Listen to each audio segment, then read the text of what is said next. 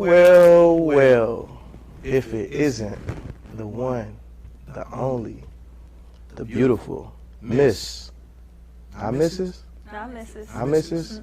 Lulu Jackson. How you doing today? I'm well. How about yourself? Oh, I'm doing great. You know, I just want to say I appreciate you for taking the time, to sit in that hot seat right there. No problem. Thanks for having me in. Yeah, so how your day going so far? So far so good. Got up, got a good cardio session in this morning, did a little bit of work, and got ready to come here. A very, very productive day. That's what I'm talking about. So I want to start from the beginning and kind of give the people more about who you are. Okay. So you're from like the Shaker area? Is that where you're from? Yes. So you grew up in Shaker? I grew up in Shaker, went to Shaker schools pre-K through 12. How was that growing up like in the Shaker area? Was it a lot of minority back then, like more? So when I was younger, like K through 4, the area that I lived in, it wasn't a lot of minorities. And then as I started to get older and the schools from the other areas was integrated, then I was starting to see more minorities. But like the Shaker today is not the Shaker that I went to school. Like it's way more minorities in Shaker now than there were when I was growing up and living in Shaker. Interesting. Okay, and you so you were a track star. Like, did you come out the womb like running? Like how was that? Actually, so my dad, I wanted to be just like my dad. That's weird coming from a girl, but like I wanted to be just like my dad, and he was just like super healthy, and we would go on bike rides all the time, and so like I was just active with him. Like we would ride from Shaker all the way down to like downtown on our bikes and back up. So I just did that a lot, and then growing up, I just would see. I'm probably telling my age. It was like the store is called Rite Aid. Rite Aid was like the CVS or whatever, but I don't know. But anyway, they used to have these flyers in the store for like runs, 5Ks, 10Ks, and so I'll be out with my dad and I'll see it and I'll be like, hey, can you sign me up for that? I want to run. So he just started signing me up for 5Ks and 10Ks, and I started running. And it was middle school is when I was introduced to the sport of track and field. So I started running track when I was in 7th grade. So I see you took more of a liking, say 8th grade, you started doing the hurdles and stuff like that? 7th grade. 7th grade. So yeah, 7th grade was when I was formally introduced to the sport of track and field. And I ran, in middle school, I ran the 100-meter hurdles, the 4x4, the 400, the 800 sometimes. But I got started with hurdles because that's where all the cute 8th grade boys were. And it was kind of like, it wasn't really structured. The coach was like, okay, so who wants to do this event? Who wants to do this event? And I was just like, I want to do that over there. You seen me over there stretching? No, I ain't see you. But it was a lot of hot guys over there. So that's where I wanted to be. Yeah. I would say I understand, but I don't. I didn't run track. I was into basketball, football. I did baseball, but I didn't really like it. I used to be in the outfield and the bugs would be tearing up my legs. Yeah. But yeah, that's what's up. So were you good like when you first started running track, or did it take you a while to like get acclimated? I actually just fell right into it and started to have success very early on.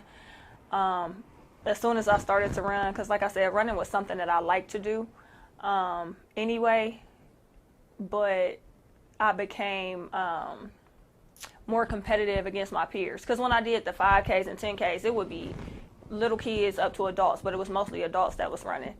So in middle school, it was fun because it was like my peers, and then you get to see how fast you are, because elementary school, everybody used to want to race me on the playground. So that's how I would spend my recess, racing everybody. Everybody just, I want to race you. So I had a combination of both speed and the endurance, but I learned how to hurdle, and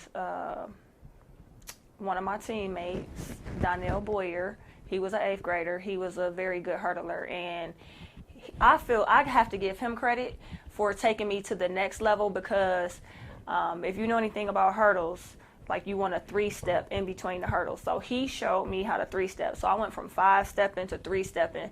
And once I did that, I just really took off. So, and I just continued to get better. Okay. So going into high school, you went to Shaker, and you immediately started to really gain success there because you was a 4-time state champion, right? Not 4-time state champion. I made it to the state track meet for all 4 years. All 4 years. And I am gotta think about it. 1, 2, 3. Oh yeah, 4-time, but just not like freshman year, sophomore year, because I did both hurdles. So I did the 100 hurdles and the 300 hurdles. So I have some state titles in the 100-meter hurdles as well as the 300-meter hurdles. So. So how was that like as far as like being an athlete in high school? Did you like work a job or anything, or you just strictly just sports? Yeah, I worked a job briefly, like as a cashier at a store in Shaker, but it was like during the summer. My parents didn't want me to work. Well, my dad didn't want me to work. He just wanted me to focus on school and track. So, I mean, but I wanted to work, and then I worked for a little bit, and then I was just kind of over it. So, I was a student athlete for all 4 years, with the exception of that summer that I worked as a cashier. Yeah, and that kind of like is that really helps like the best athletes, like literally just focusing on the sport. Because when I was always good, like I was top 100 in Ohio in football, but I worked, like I was shoveling driveways, washing cars. I used to sell candy, CDs. I sold porn when I was in middle school. So you've been hustling your whole life. Oh yeah, yeah, definitely my whole life. I had my first business at the age of 9. Okay. Stand the grass, man. Cutting grass and blast as long as you cut it fast. Oh, wow. Yeah, but I was good in football and basketball. If I would have just football and basketball, like I would have probably been like All-American, you know what I'm saying? Yeah. And seeing the hard work that you did, it shows. It shows, and the numbers don't lie. So after high school, you went to Ohio State. That's right. The Ohio State. Ohio State University. Yes. The Ohio State. So how was that? And I want you to talk about your coach. Like, I see you have a good relationship with your coach. They call him Silver Fox. Oh. So my time at Ohio State was amazing. I absolutely loved it. I was actually recruited by any D1 school that you can think of, from East Coast, West Coast, Ivy League schools, because I was also really smart. But and my counselor actually was trying to push me to go to Stanford, but I was like, no, because I was over school. Like my junior year, I was starting to have senioritis, so I'm like, I'm not trying to go to a school where I'm going to have to really put in a lot of work academically. Now, that sounds bad, but I mean, that's just where I was. I was, 17. I didn't want to, I was done with school. And if I didn't have a scholarship, I probably wouldn't have went to college.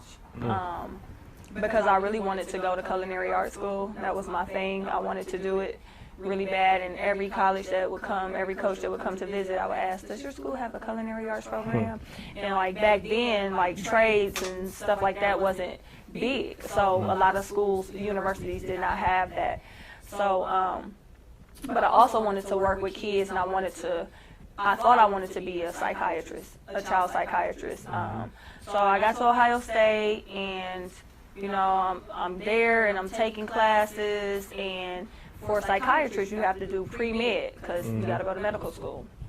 Well, I found out I was over that very quickly, so I dropped the pre-med and just stuck with psychology because the science classes was off the hook. You would be in those labs for hours, and you would leave, you have the goggle prints on your face, and I just really wasn't feeling that, so I'm like, okay, I'm not going to medical school because I can't do too many more science classes. But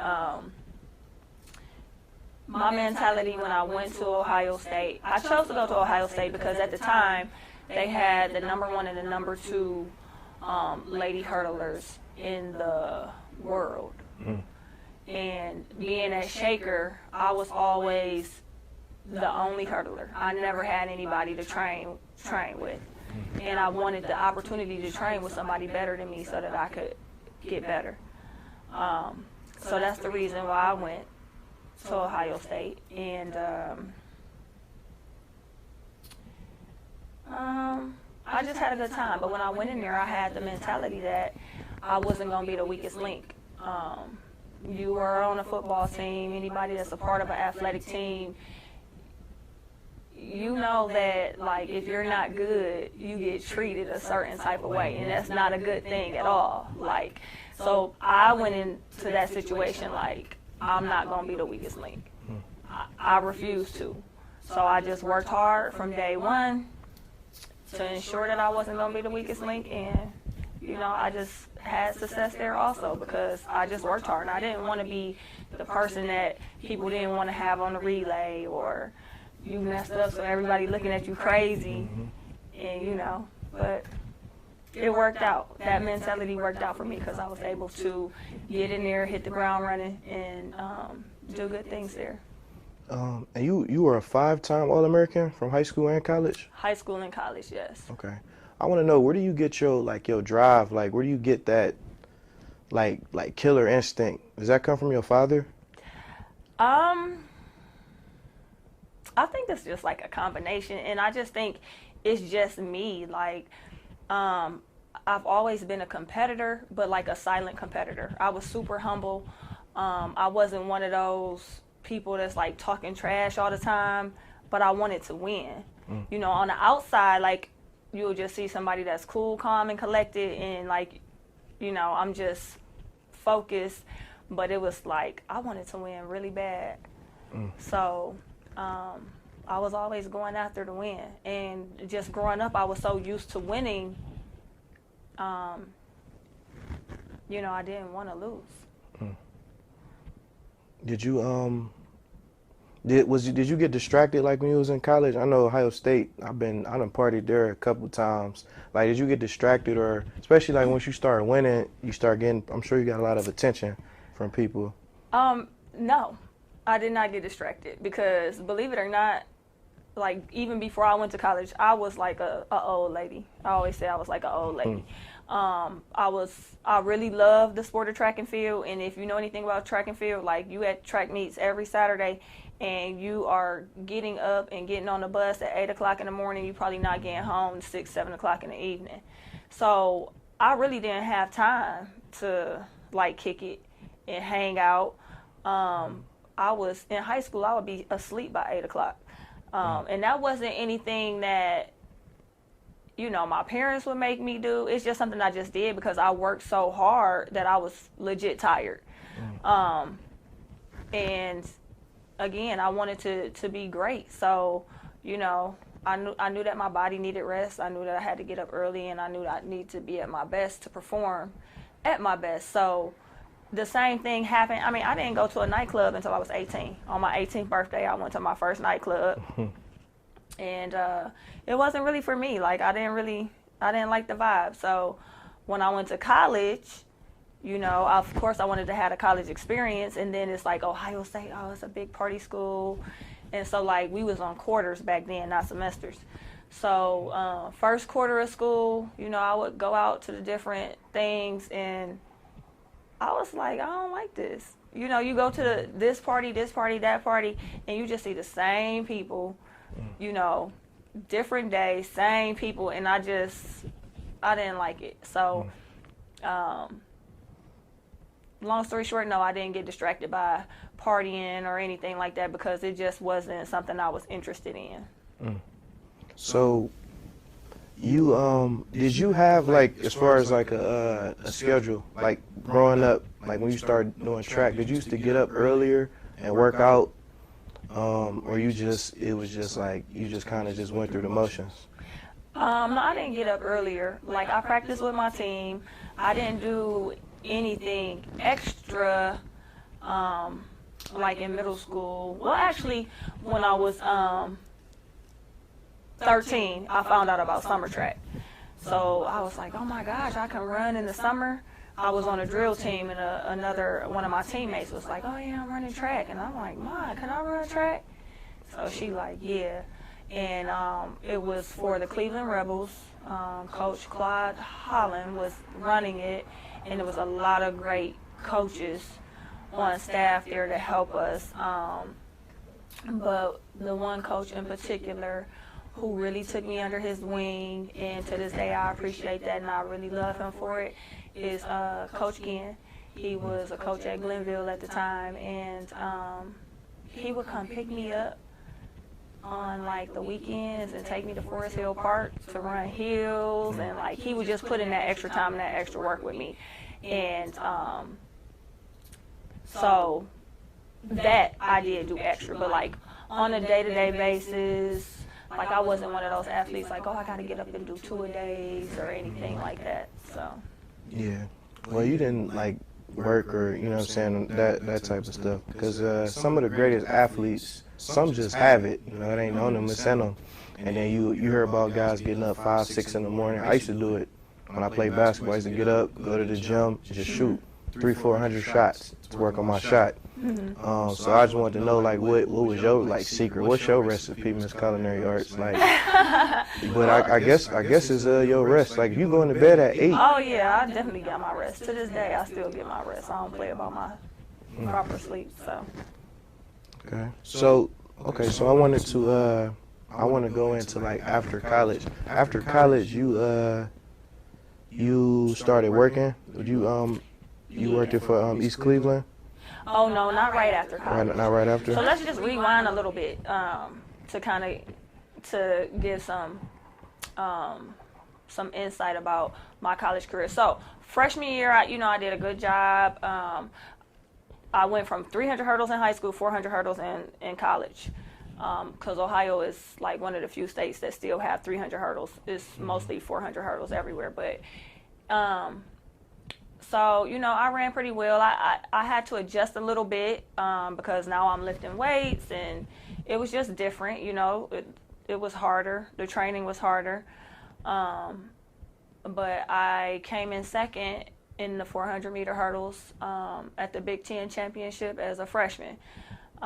So, like, that was just, like, that was good. And then my sophomore year, I got pregnant.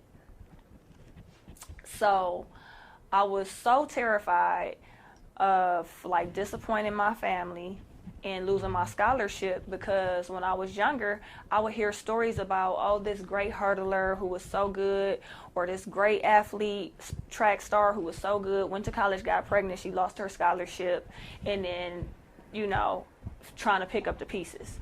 So for one, I didn't want to disappoint my family, because I was the first person in my family to go to college on a scholarship and to finish. But I also didn't want to lose my scholarship, because I didn't know like the inside. I didn't know back then that I could not lose my scholarship because I got pregnant, but I thought I would. So I hid my pregnancy the entire track season, like indoor, outdoor track season, my sophomore year. Was All-American in the 60-meter hurdles, indoor, pregnant. I ran till I was 5 months pregnant. And literally wasn't showing, was still practicing like normal, was going to my doctor's visits on the side, And then I was also the captain of the team that year. So we were on 1-year renewals. They don't give 4-year scholarships anymore. They just do 1 year, and they renew it every year. So I'm like, I'm going to just wait till the summer. We would sign our paperwork in the summer, so I'll wait till the summer, and then I'll tell my coach. Well, it's summertime. I should be training. He called me in the office, and he like, why you not working out? So then I'm like, I'm going to have to resign from being the captain of the team. He like, what? What are you talking about, resign? I was like, and I can't work out right now. And he was like, why not? And I was like, because I'm pregnant. And his mouth dropped. He was like, you what? He was like, your mom know? I'm like, I told my dad. My dad know, which I did tell my dad. I did not tell my mom because, like, I'm a very private person, and if I would have told her, like, the whole Cleveland would have knew, like, the minute we hung up the phone. So I didn't tell her, and I told my dad because I was like, I contemplated getting an abortion. Like, I went to the abortion clinic, everything. I went to the abortion clinic. They couldn't get my blood, so they sent me to the hospital downtown to get my blood drawn. So I had to go there, and they was having a hard time drawing my blood too, but eventually they got it. And so then I left, and it's a 2-day process. But I just wasn't feeling right, so I called my dad as soon as I left the hospital, and before I could even say anything, he said, "Lou, we got you." He is like, don't abort that baby. And I just started crying because I'm like, I didn't tell him that. But our bond was so crazy, I guess he kind of picked up on the energy. And so, I was crying, and he was like, we'll always have you. We'll help take care of you, help take care of the baby, blah, blah, blah. So I was like, okay. So I'm like, just please don't tell nobody, because I didn't want anybody to know.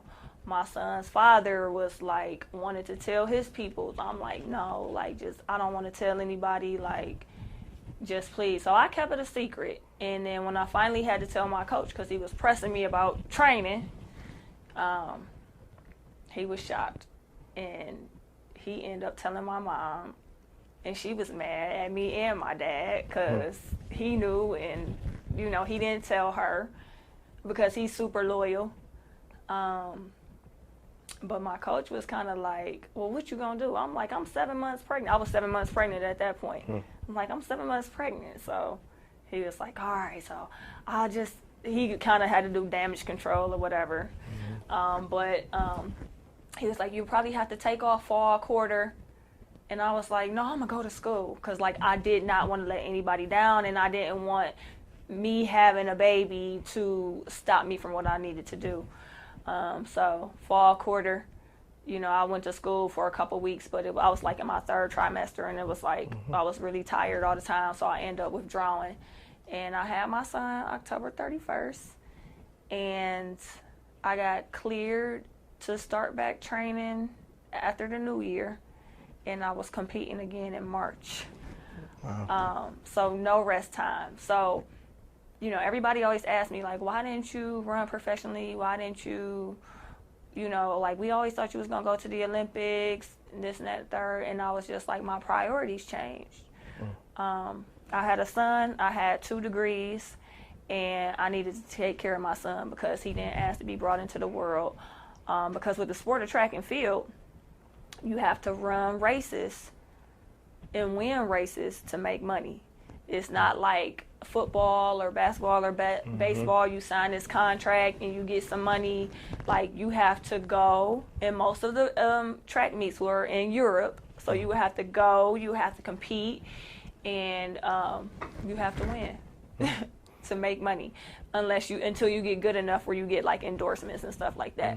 So I didn't have that time to wait, because I didn't want to be like on assistance, and I'm like, I graduated from college. I got 2 degrees. I'm going to use them. So got my first job at an elementary school as a behavior specialist, working with students who had social, emotional, behavior disorders, but on the, like, dealing with the psychological aspect of it. So I wasn't in the classroom. And the principal there, like, I worked very closely with the principal, and she was like, you're so good with the students. You should go back to school and get your master's in education. So I did. I moved back to Cleveland so that I can have a support system to help, like, while I go to school and work, to help me take care of my son. I moved back to Cleveland, got my master's from Cleveland State, and then after I got my master's, that's when I started working in East Cleveland at Shaw High School. So That's what's up. yeah. Yeah, the track and field, not no joke. I didn't run track, but my college roommate, he did. Okay. He actually been with the Olympics. He been all over the country. He been in like 9 different countries. Okay. I don't know if you heard of his name, John Lundy, but he got the record for the 60 meter in the nation. That name sounds familiar. Yeah, That sounds familiar. yeah, he actually played football with me, and then his last year, the coach was like, "You want to run track?" Because he was like the fastest on the team, and he wound up playing that 1 year. He had 1 year eligibility, and he wound up breaking all the records at Notre Dame. Then he went to get his master's at Bowie, and then he started blowing everybody out the water. Yeah. I think he beat was it Walter Spillman or Tyson Gay? He beat one of them. Okay. Yeah, but in track you gotta. It's not about beating somebody once. You gotta keep doing it. Yeah. Yeah. Yeah. It's a tough sport. It's a tough sport because all you do is run, and you know you have to try to get faster, but like when your body is constantly put through so much stress and strain, and you're so susceptible to injuries and stuff like that. So. Yeah, that's what's up. So how was it working in the East Cleveland schools? How was that? I loved it, actually. It was like very family oriented. It was so much pride in the community. It was so many like generations of, students, like their parents with, their grandparents with. So it was like so much tradition, and like me going through Shaker schools, it was like something I never had ever seen in my life. I was actually in awe when I started working there because they had the career and tech program, where they had the culinary, the cosmetology, the mechanic stuff. Like it had so much stuff there for the kids, and I used to just be like, you guys don't understand like how blessed you are, because I graduated from Shaker. The only thing I could have came out of there with was my high school diploma. Like you can graduate with your high school diploma and a certificate in one of these trades, and you can leave high school and go straight into the workforce if you want to, And then like it was like our beginning of the year we had a pep rally, and in the band, I felt like I was at a HBCU. I had never seen anything like it, and I loved it. Yeah, it was so much fun, so many memories. I got to connect with so many good kids, and I would like to think that I impacted and touched a lot of students in a positive light. So, yeah, that's what's up. And so going into like the workforce. You then started to play football like a little bit after that? Yes. So I started working in East Cleveland in 2011, and then I started playing football in 2013, 14. And like I don't know what I was thinking, to be honest, because like I'm not like physical. Like track is perfect for me because you pretty much stay in your own lane. You don't have to worry about nobody touching you. You wasn't physical. I wasn't physical. I played basketball 1 year in middle school because my really good friend at the time, she was like the basketball star.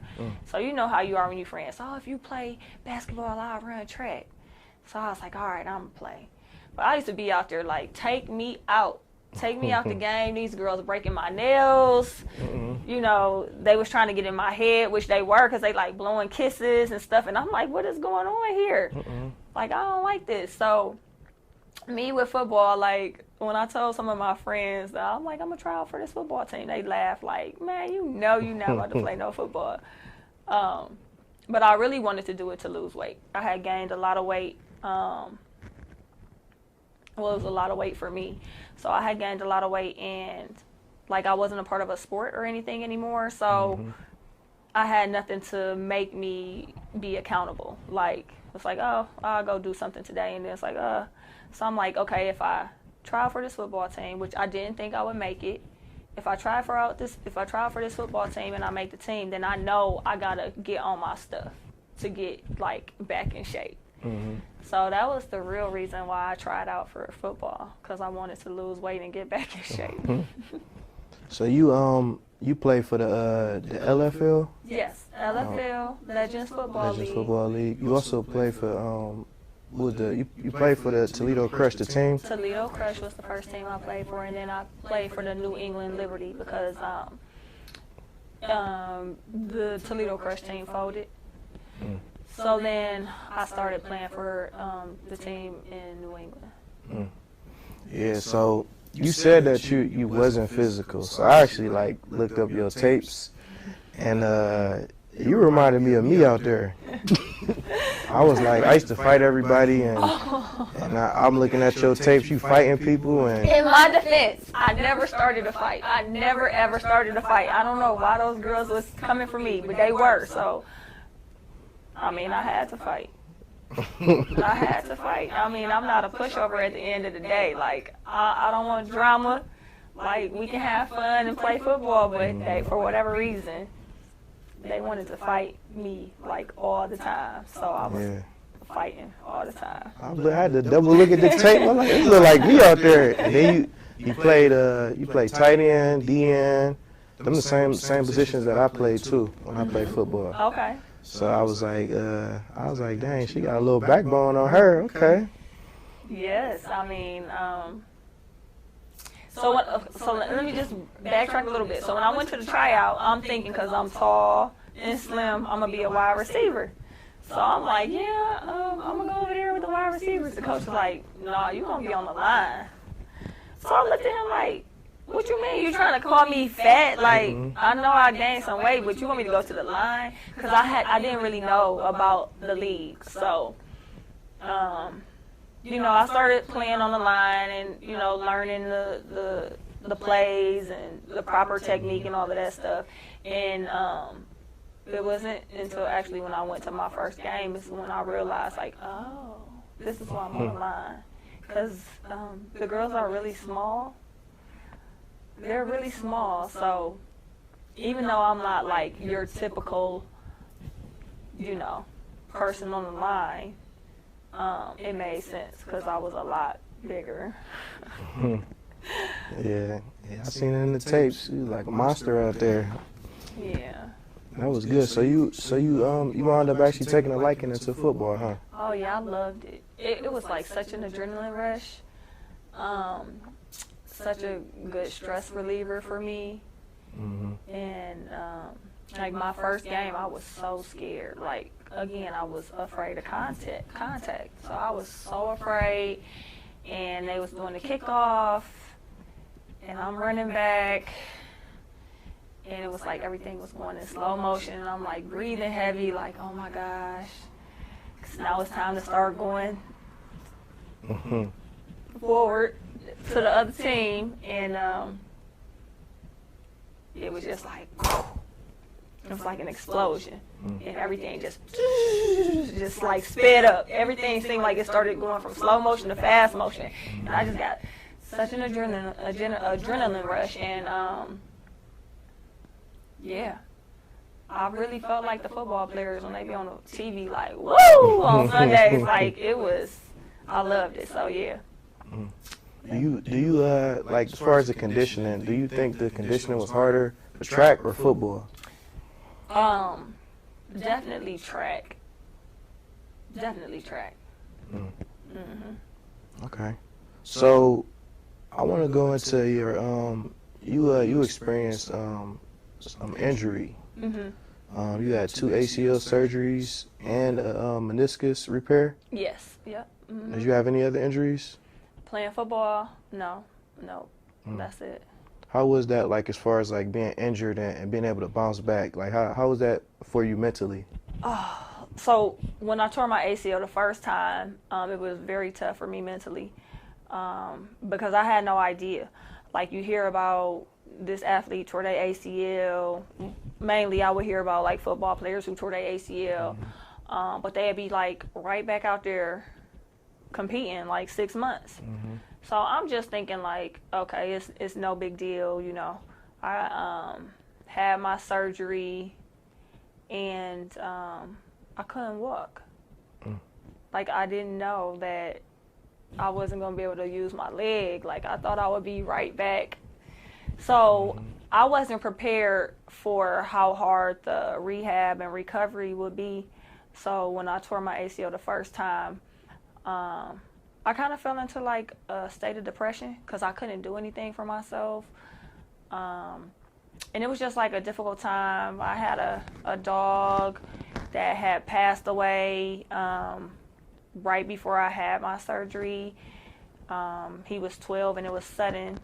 I was going through a breakup at the time, so it was just a lot. And then I couldn't walk, and I couldn't walk up the stairs, so I was like sleeping on the couch in the family room, and just taking the pain medicine constantly because I was in so much pain.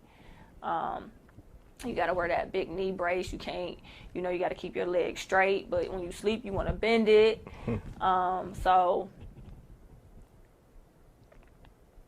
it was extremely tough, but it put me in a place that I had never been before. Like, I really had to dig deep and really turn to a higher power, because for me, everything for my entire life had came so easy for me, and now it was like I was struggling. So, I started praying heavy, and that really just turned my life around. I had some great people that supported me and that prayed for me and that was there for me. But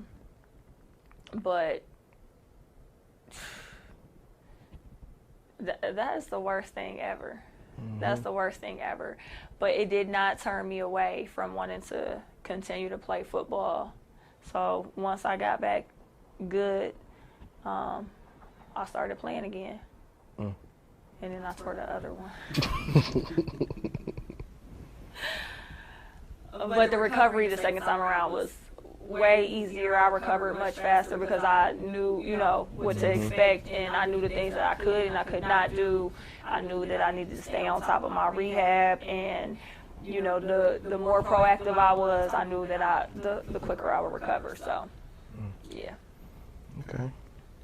So, you went through those different things, and then do you play football currently right now? Or I do not play currently. Okay. So after that, like, you started focusing more on like training because you started working with the kids, coaching kids, track and field. Well, I had been coaching kids. When I was at Ohio State, I used to work at I used to coach at like the track clinics, the track and field clinics. They would have camps and programs, so I would coach there. And then when I moved back to Cleveland, I volunteered at my high school and was coaching there. And then when I was working at Shaw, I was coaching there. So I had always been coaching. I had started, my son wanted to run track, so I didn't want to coach him, so I put him on a team, but it was just too many kids. And I'm a fundamental person, and so I truly believe that, like, in order to breed success, like, you have to minimize. Like, you can't just accept everybody, meaning you can't have 200 kids on your team. It's on an 8-lane track. Like, you're not going to be able to properly coach everybody.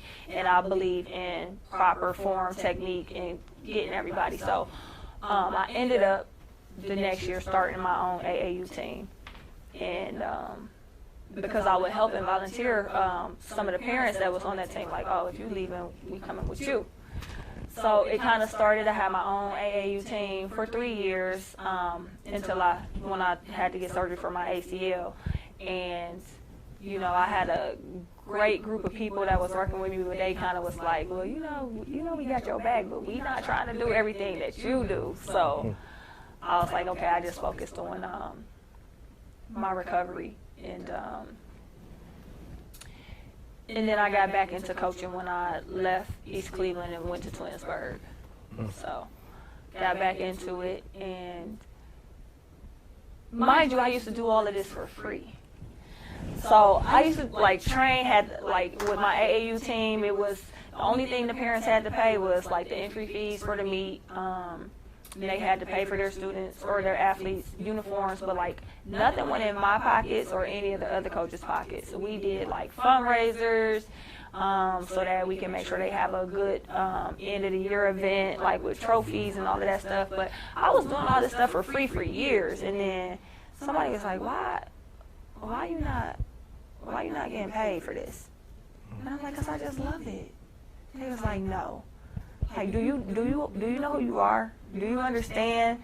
And I was like, what you mean? I'm like, I'm just a regular person. Like, they like, no, like, check your track record. Like, so then I was just like, okay. So then I just started making it a business. Okay. And speaking of your son, you touched on him a little bit earlier. So your son actually just graduated. Yes. How did that make you feel? I know it was a little tough due to the whole pandemic and everything. Yeah. So how did you go through that? So my son is a lot like me, as far as kind of being an introvert. He don't hang out a lot. So COVID was tough for him because school was his hangout. Like, that's when he get to see his friends, and that was his kick it because he don't like he a homebody. But you know, me being an educator, when COVID happened, obviously I had to work from home. So I was at home with my son, and for me it was a blessing in disguise because before COVID, like my normal day-to-day routine, like I'm up about 5 and I'm getting home about 10 o'clock at night because I'm going to work, then I'm coaching, then I'm training, and then I'm coming home. And I work out myself, and then I'm coming home. So that last quarter of school, we got to spend so much time together that's needed. I felt it was needed before he ventured off and, you know, go into doing his own thing. Because if COVID wouldn't have happened, like we would have been like two passerbys, like any other thing. You know what I'm saying? So we got to spend way more time together, and I really appreciated that. So I took COVID as like a positive thing. It was positive for me and my family because I was able to give my son that time that he has had to sacrifice for so long. He's been super understanding, and he would sacrifice because he knows that his mom is doing something that she loves, and that I'm helping kids,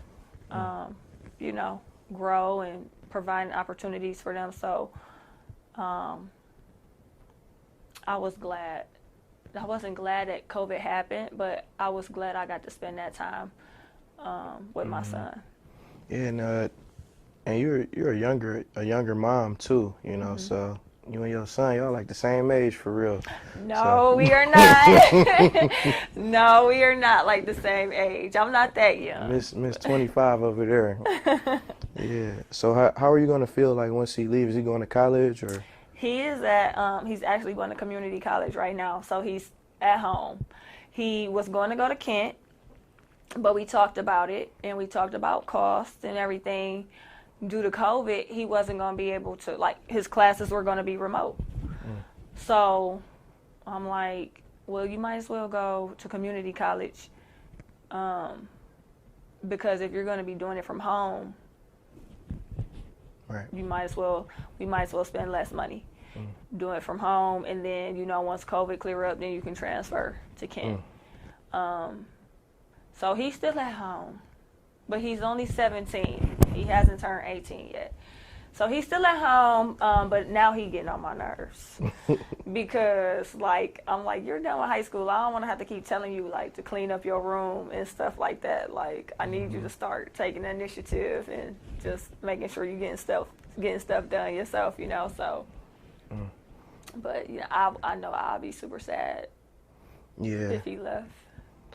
What type of stuff is he into? Is he doing track or is he? No, well, he didn't do sports. That's another thing. Like, he did sports when he was younger. He ran track, and then when he got to middle school, he played football. He ran track. He did wrestling. High school, his freshman year in high school, he didn't want to play football anymore. He wrestled. He didn't want to run track. And then his sophomore year, he was like, he didn't want to do anything anymore. So I respect it. He's a smart kid. And again, that worked out also because if my son was doing sports, then obviously I wouldn't have been able to coach because I would have to be a parent and support my child. But him not wanting to do sports, it made it possible for me to be able to coach again. So. Okay. Well, if you ever think about being in the tech world, you can always send him here. Okay. You know, we train and we work with a bunch of different kids, so. Okay. Yep. Something to think about. So I want to give a shout out to somebody I know you good friends with. And he's actually alma mater at my high school, the greatest high school in the world, Philly Wheaton. Oh yeah, Yeah, that's like my mentor. He's my personal trainer, and I definitely consider him a mentor.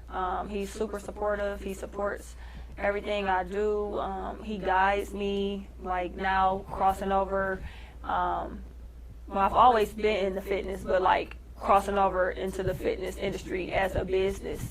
You know, he just gives me a ton of advice, and I can call him or text him for anything, you know, as far as, hey, I got this idea or I need help with this. And he is just selfless. He's always there for everybody else. So he's a super great guy.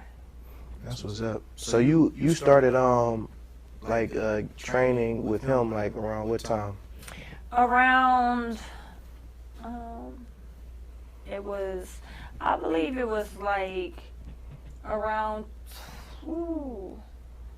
I'm trying to remember if it was like right before or right at, I think right before I tore my ACL. Mm-hmm. Or maybe, yeah, because it was like towards the end of the football season, and like I said, it was my first time playing, and then I was like, ooh, I just love this so much, like now I gotta kick it up a notch. Now I see this as something I really enjoy, and again, me being me, I want to be the best. So I'm like, now I gotta kick it up a notch, train a little bit harder. But I've never been into personal trainers because my idea of personal trainers were like people screaming in your face, and that doesn't motivate me at all. Like if you scream in my face, I'm gonna shut down. Like I just don't deal with that type of energy. So he's like, no, I'm not like that. So I'm like, all right. So I started training with him. And he definitely helped take me to the next level, like physically, the way I looked physically as an appearance, and just me on the football field. So. So around 2017, 2018, it was like some tough years for you. You was going through a lot, like as far as like stress wise, and I did notice you start training a lot more and stuff like that. Was that like therapeutic for you? The training? Yeah. Well, again, I think it all stemmed around the injuries, and then you know, when you can't do anything. Like for me, now that I'm older, it's so easy for me to gain weight, and when I gain weight, I'm not happy. I'm not happy with the way I look. I don't feel my best. So I knew I had to get serious. I had got up to 220 pounds. And I'm like, one day I was just like, I'm fat. I can't do this. Like, I got to do something about it. So that's when I just started getting real strict with my diet and just going, like, hard. Like, really putting that focus on being the best me. So going harder at the gym, like, just making that a priority. So I literally like shut everything down. People want to hang out. I'm like, nope. You know, I gotta train. Oh, let's go have a drink. Nope. That's not in my diet plan. Like, nope, I'm not doing it. So, I mean, and I tell my clients now, like sometimes you have to go to that extreme to get to where you want to be.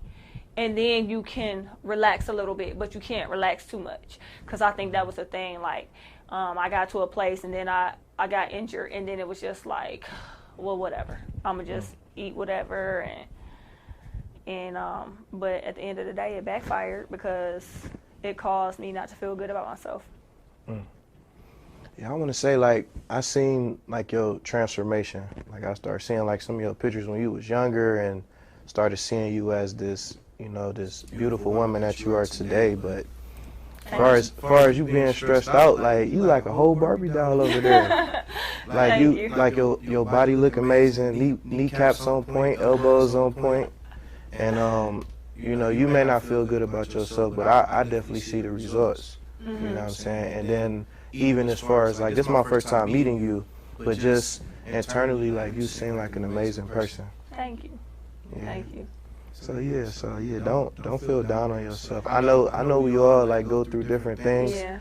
but I guess in your case you can remember the things that you had to go through and the things you had to endure and experience. And look at you now. Yeah. You know, because you doing something right, because you right there in that hot seat. Yeah, absolutely. And even your Instagram name, it's the sexy. The Sexy Buckeye. Yes. Of course, from Ohio State. Mhm. So yeah, I mean, I'm my toughest critic, and like I'm just always nitpicking at myself. It's always something that I want to change or I want to look better. So it doesn't matter. When I was younger in high school, I was super skinny. Like I weighed 128 pounds. I was 5'8", 128 pounds, soaking wet. So I was extremely skinny. And all I tried to do was gain weight. Oh, I want to be thick. Because, you see the thick girls in high school. And it's like, oh, I want to be thick. So I would literally eat anything and everything. My diet was terrible. I gained a little bit of weight when I went to Ohio State, but because I was lifting, my body fat was so low that I still looked super skinny. And then I was just like constantly trying to gain weight. I thought after I had my son, I was going to gain weight. No, just was skinny up until I was around like 28. That's when I started putting on weight. And so then I'm loving it and I'm embracing it. But then it got out of control. So I'm always like on this seesaw, like, okay, I think I look too skinny. Then it's like, okay. And then it's like, oh, I'm getting too big. So I'm just like constantly up and down. And a good friend of mine was like, you need to just stop because that's not healthy on your body. And you need to just pick a size and, work on being that size instead of putting all that stress on your body. So I'm trying that lifestyle now to just be consistent. So if you're having a bad day, what is it that a guy can bring you that's going to make you smile? Like, are you like a flat wings? Like, do you like I do like candy? flat wings, fried hard. But like, if I'm having a bad day, actually, I turn inward. I don't like to be around other people because I don't want that energy to rub off on anyone else. So like, if I'm not in my best space, my best recourse is to go in my room, close the door, lay down, and try to sleep it off. So if you are dating and say the guy does know that, obviously she having a bad day, like what is it that's going to he make can you do? smile? Yeah. Probably just lay in the bed next to me and just be a presence. You know what I mean? I think sometimes people get into the habit of wanting to fix things. But for me, sometimes I just need someone to listen. And I just need someone to be there. Okay. That's not me, is it? It's one of us. Okay. somebody famous. You. What do you? Okay, so I'm about to read this. I want you to tell me what do you think about this. Okay. Don't ever get too comfortable. You can be replaced. I mean, that's one of the truest statements I've ever spoken or heard because you always have to strive to be better. You always have to strive to improve yourself. You always have to strive to improve your relationship, your parenting skills, whatever it is in life, you have to strive to be better. Because if you don't and you get complacent, that's where you make what somebody else that's working harder, they'll take that spot. You know what I mean? So,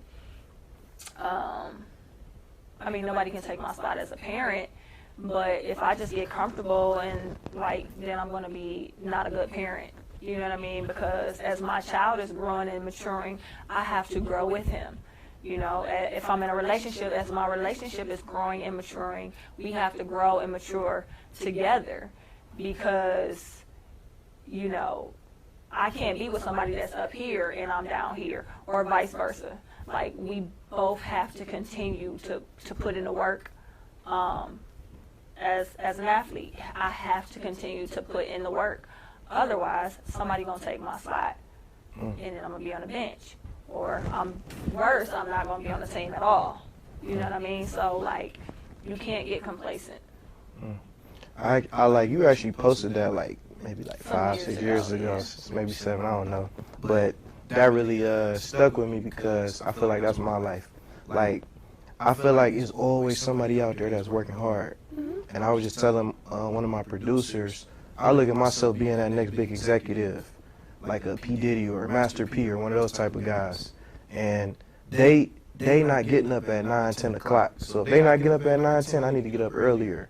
I need to be advanced. I need to be ahead of the curve. So I really felt that, and I think sports was one of the things that actually I take with me now as far as in the business world, and I'm sure you do too, because so many people do the same things. So it's like, what's gonna make you stand out? What's gonna make you unique?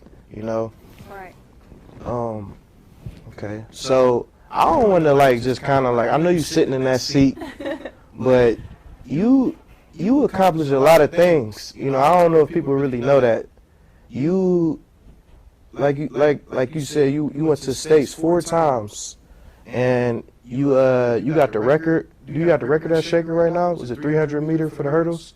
I believe I have both records at Shaker for the hurdles. The 100 meter and the 300 meter. But I also hold the state record in the 100 meter hurdles.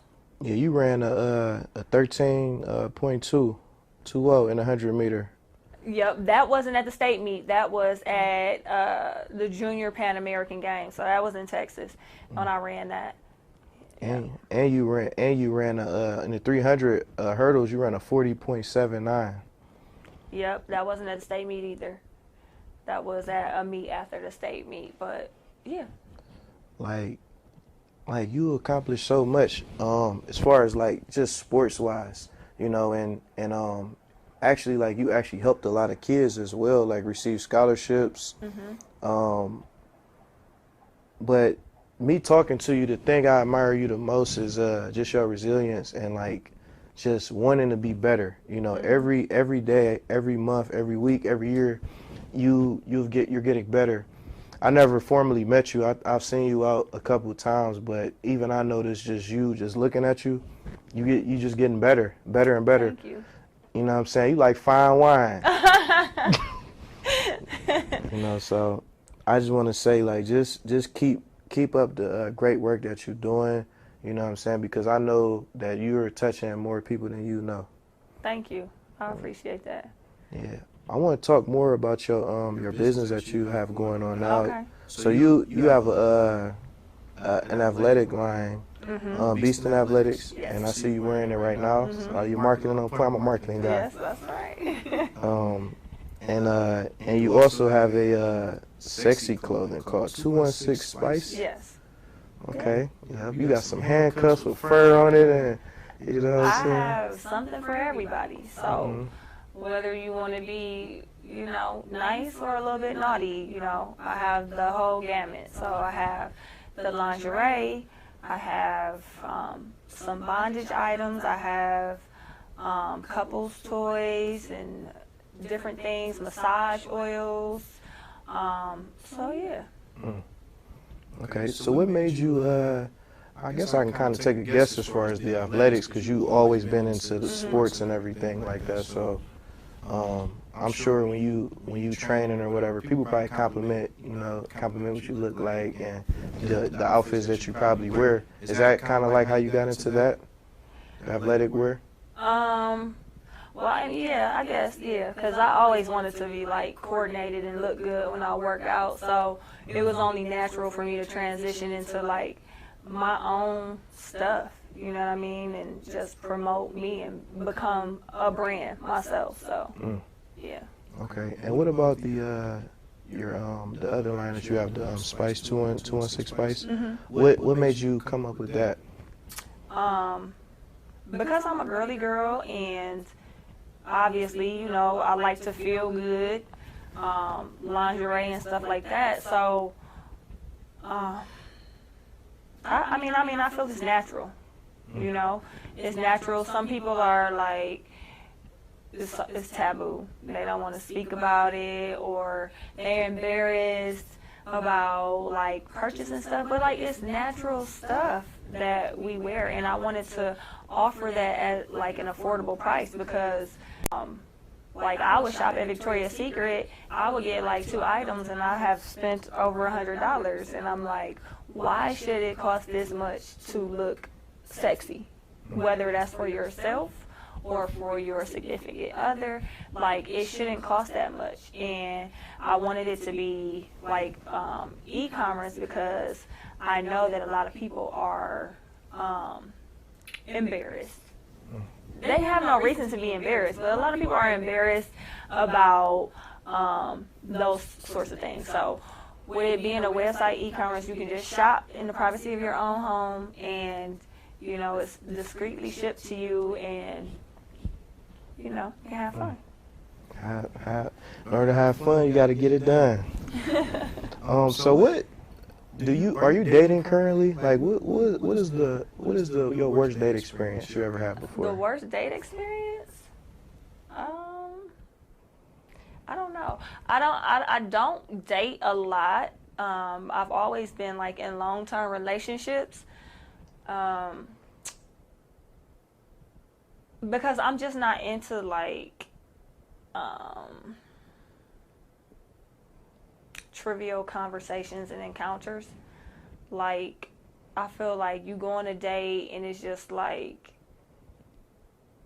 all these like surface questions, and I'm just like a person that's more deep, and I don't know. I don't like to, like, my circle is very small. I keep my circle very small, always have, and I'm just not into like going on a lot of dates and stuff like that. Because any type of relationship, friendship that I enter into, it needs to be genuine, and I feel like I can pick up on that very easily. So like a lot of times I'm approached, I'm just, you know, I'll say, oh no, I got a man or whatever, because like people's intentions are not pure. So I tend to not deal with that. It's a lot different now too with technology, because you know, back then you see somebody walking down the street, you might pull up, talk to her. Now it's like nobody won't say nothing, but they'll see you and then may contact you on like Instagram or something like that, some type of social media, and people don't have social skills anymore because of technology. Like what me and you doing, we're having a conversation, we're talking. Right. You know, but some people, it just may be a text or something like that. I hate texting. Like, I like to get to the point, you know what I'm saying? That's why I got a lot of contact numbers, but I want to get to the point. How do you feel about the whole technology? And because you had like kind of like 1 foot in, 1 foot out when technology was like transitioning to where it is now. I think technology is a good thing, but as far as like the social media stuff, like you have to you just have to remember that it's social media. You can't take it too serious. You can't read into it too much. It's everything is not reality. You know what I mean? I think it's a good thing, and it's a not so good thing. Like anything else, you know, it's going to have its pros and its cons. But social media has allowed me to connect with a larger audience that I would not have been able to connect to had social media not been a thing. And as far as like, I've never been a phone person, so I most definitely prefer texting, because I don't like talking on the phone. Like, you know, when we was talking about our phones, if they were on vibrate or whatever, like I hate the sound of my phone ringing. So it's either on vibrate or do not disturb. And people are like, be mad at you. Yeah. But like, I'm so busy on a day-to-day basis just with work and training that I really don't have time to have a phone conversation. So for me, text is so much easier. You know, sometimes things get lost in translation, via text, but you know, at that point you have to be mature enough to be able to have a conversation and say like, oh no, this is what I meant, or, you know, so, I mean, technology, it is what it is. It's not going anywhere, so you have to embrace it. Oh yeah. You sell waist trainers. You still do that? And I know you was doing the like the detox water. No, I never did detox water. I used to drink, and I never sold it. This was just something I did for myself. I used to drink ginger water, but I never have done like any of the detox teas or detox supplements. I'm really natural and organic. I don't take supplements. Like, I don't even take vitamins. I'm a strong believer that you can get all the nutrients you need if you eat properly. And so, you know, I'm not the type of person to knock anybody's hustle. So, you know, if you drink the teas or whatever, the flat tummy teas, it is what it is. But you really can do all of that stuff just by having the proper water intake and the proper diet. Okay. So it's a little girl right now. She's watching you, and she's a star track star. She's a track star. She think about going to college, and she don't know if that's something that she want to do, but she's the best in the state. What advice would you give her? You know, being 17 years old and getting ready to graduate high school. I would give her the same advice I give plenty of my athletes. Because I have athletes who are great and they feel like they don't want to compete at the next level. And my thing is this: competing at the college level was probably the best experience I've ever had in my lifetime so far, because it afforded me the opportunity to network and make so many connections and to just form bonds with people from all over that I would have never formed a bond with. You know what I mean? Not only that, for the sport of track and field, like at Ohio State, we used to travel like every weekend. So, you know, I got to go out of state and stay at really nice hotels and eat really great food almost every single weekend, and I didn't have to pay for it. So I got to get all of these experiences for free. And I had a ball doing it. So I would say to this young girl to not sell yourself short. Give it a try. I don't believe in quitting, but if it's something that you just are really uncomfortable with, you can always say, you know what, tell your coach this is not a good fit for me and I want to just focus on school or whatever. But I would say if you have an opportunity, always take it, because you never know if you'll have that opportunity again. Okay. So normally what I do is when you guys first come in here, I always think of a word that best describes that person. Okay. You know, and I wanted to do it at the end, just because now I have more of who you are. And the word that I picked for you, drum roll, is hurdle. Hurdle. Hurdle is the word I picked for you, and hurdles is actually what you did, you know, growing up. And I'm gonna just read what it say. One of a series of upright frames over which athletes in a race must jump an obstacle or difficulty. So your whole life, you've been running hurdles, you know, since you was little to going to college, and, you know, you had your son, and you constantly just been going over this hurdle. And then you tore your ACL, you had these injuries, and he said, you know, I'm gonna play football. And people was like, no, I don't know if you want to do that, but it was just another hurdle. But at the end of the day, those hurdles and those different obstacles that you face, going through stress, breaking up with relationships, weight loss, and then you gain it, then you lose it, you just constantly facing a hurdle. And you still a champion. You know what I'm saying? You're still a champion right now. Like, you hold all these records, and those records are who you are right now. This beautiful, amazing person, mother, businesswoman. So hurdles is definitely like something, and I think a lot of people should learn a lot from you, because life's not easy. You've learned how to be uncomfortable and make it a comfortability for you.